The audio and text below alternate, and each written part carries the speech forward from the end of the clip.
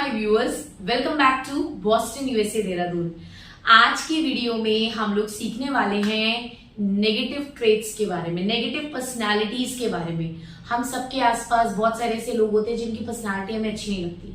कोई ना कोई उनका नेगेटिव बिहेवियर हमें बहुत ज्यादा परेशान करता है और ऐसे में हमें ये समझ नहीं आता कि इनकी पर्सनालिटी को डिफाइन करने के लिए हम किस वर्ड का इस्तेमाल करें। तो आज की वीडियो में हम लोग ऐसे ही लोगों के बारे में पढ़ने वाले हैं।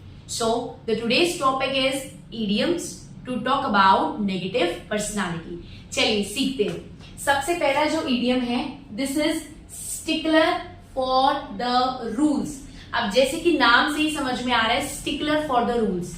Stickler for the rules means जो नियमों का बड़ा पाबंद हो, कि हर चीज नियम के हिसाब से होनी चाहिए, राइट? जो बहुत ही स्ट्रिक्ट हो, जो रूल्स के पीछे ही भागता है, रूल्स को फॉलो करने के पीछे लगा रहे। तो ऐसे इंसान को हम बोलते हैं stickler for rules. And I hope you guys can relate with this thing. कभी कभी बहुत इरिटेटिंग हो जाता है ना हर वक्त रूल्स फॉलो करना, राइट? हम लोग सब बहुत ज्यादा बंध के नहीं रह सकते। तो बेसिकली ऐसा व्यक्ति जो हर वक्त लोगों को रूल्स फॉलो करने के लिए इंसिस्ट करे, जोर दे, तो इसको हम लोग बोलते हैं stickler for the rules, right? A person who often insists others to follow the rules. For an example, हम लोग कह सकते हैं कि जब बात मैनर्स की आती है ना, तब तो वो नियमों का पाबंद है। When it comes to manners, he is a stickler for the rule. The second idiom, which is yes man. अब yes man क्या होता है? अब ये लोग हमारे आसपास ही होते हैं, ऐसे लोग जो अपने से जो बेहतर लोग होते हैं, उनसे अगर इन्हें कोई काम निकलवाना है तो उनकी जी हुजूरी करनी शुरू कर देंगे, उनको मक्खन मारना शुरू कर देंगे, राइट? उनकी हाँ में हाँ मिलाएंगे, चाहे वो गलत ही क्यों ना बोल रहा हो, लेकिन क्योंकि उनका फायदा है तो वो हाँ में हाँ जरूर मिलाएंगे। तो ऐसे इंसानों को आप बोलेंगे yes man, alright? So someone who always agrees with his और her superiors mainly in order to gain their approval. For an example, हम बोल सकते हैं चाहे लोगों को पसंद आए या ना आए, मुझे यस मैन बनने का कोई शौक नहीं है।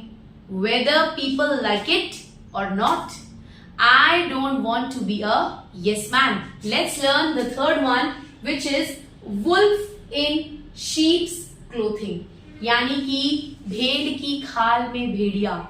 ऐसे लोग अक्सर हमारे फ्रेंड्स, हमारे कलीग्स, हमारी फैमिली मेंबर्स, हमारे रिलेटिव्स, कोई भी हो सकता है। ऐसा व्यक्ति जो आपको देखने में लग रहा है कि यार इससे मुझे क्या ही नुकसान होने वाला है, ये इतना डेंजरस नहीं है, बट एक्चुअली वो आपको बहुत ज्यादा नुकसान पहुंचा सकते हैं। तो ऐसा व्यक्ति जो भेड़ की खाल में भेड़िया है, राइट? जो दिख तो रहा है कि इससे हमें कोई नुकसान नहीं होने वाला, बट अंदर ही अंदर बिकॉज ऑफ जेलसी और because of any other reason वो आपको नापसंद करता है और समय आने पर आप पर वार जरूर करेगा। तो ऐसे इंसान को हम बोलते हैं wolf in sheep's clothing. So a dangerous person who seems to be harmless. Example के तौर पे हम लोग कह सकते हैं इस पर भरोसा नहीं किया जा सकता है, ये भेड़ की खाल में भेड़िया है।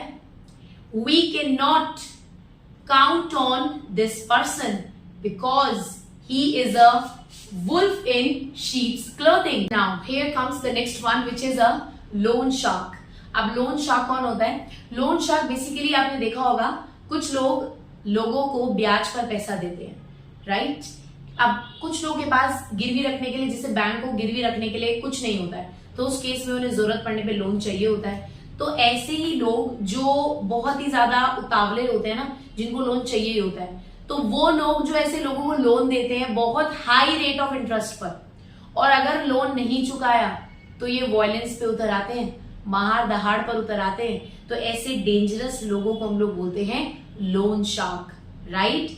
जो ऐसे लोगों को जनरली जो मासूम होते हैं या इनोसेंट होते हैं, जिन्हें ज्यादा आइडिया नहीं होता है, तो ऐसे लोगों को ब्याज पे पैसा देते हैं पर रेट ऑफ इंटरेस्ट बहुत ज्यादा लेते हैं, एक तरीके से उनकी मजबूरी का फायदा उठाते हैं, और पैसा वसूलने के टाइम पर अगर टाइम पर पैसा नहीं दिया तो मार धाड़ पर भी उतर आएंगे। तो ऐसे लोगों को हम लोग बोलते हैं loan shark, right? A dangerous person who lends money, lends means उधार देना, to the desperate people, desperate means बहुत ज्यादा उतावला। तो जो ऐसे उतावले लोगों को जनरली पैसे दे देते हैं ऐसे डेंजरस लोग, और बहुत हाई रेट ऑफ इंटरेस्ट पर, and may threaten to do violence if money is not repaid, और धमकी देने लग जाते हैं अगर पैसा टाइम पर ना पहुंचे. So we call such people as the loan shark. You all know about a character in the Golmaal movie, और वो कैरेक्टर बहुत ही फनी था जिनका नाम था वसूली भाई.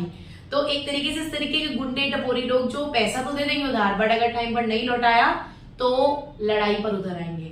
तो वसूली भाई आई थिंक परफेक्ट एग्जाम्पल है लोन शार्क का, राइट? जैसे हम एग्जाम्पल के तौर पे कह सकते हैं, मुझे पता है तुम मुसीबत में हो, बट किसी लोन शार्क से पैसा लेना इसका सोल्यूशन नहीं है. I know you are in a hot water, you are in a trouble, but taking loan from a loan shark can be more dangerous. Now let's learn another one, which is a pen pusher. Now who is a pen pusher? Pen pusher means ऐसा व्यक्ति जो दिन भर काम काज में लगा रहता है, बट ऐसे काम काज में मतलब लिखने का काम जिसका बहुत ज्यादा है, और जो कि बहुत ही बोरिंग भी है, बहुत ही स्ट्रेसफुल जॉब है. पूरे दिन बस लिखना लिखना लिखना, लिखत पढ़त का ही उसका काम है पूरे दिन भर का. तो ऐसे इंसान को हम लोग बोलते हैं pen pusher, right? For an example, someone who has an office job that is not very interesting and involves a lot of paperwork, right? तो ऐसे लोगों को हम लोग बोलते हैं पेन पुशर. पूरे दिन उन्हें लिखत पढ़त ही करनी पड़ती है, जिसे कर करके वो बहुत ज्यादा इरिटेट हो जाते हैं, राइट?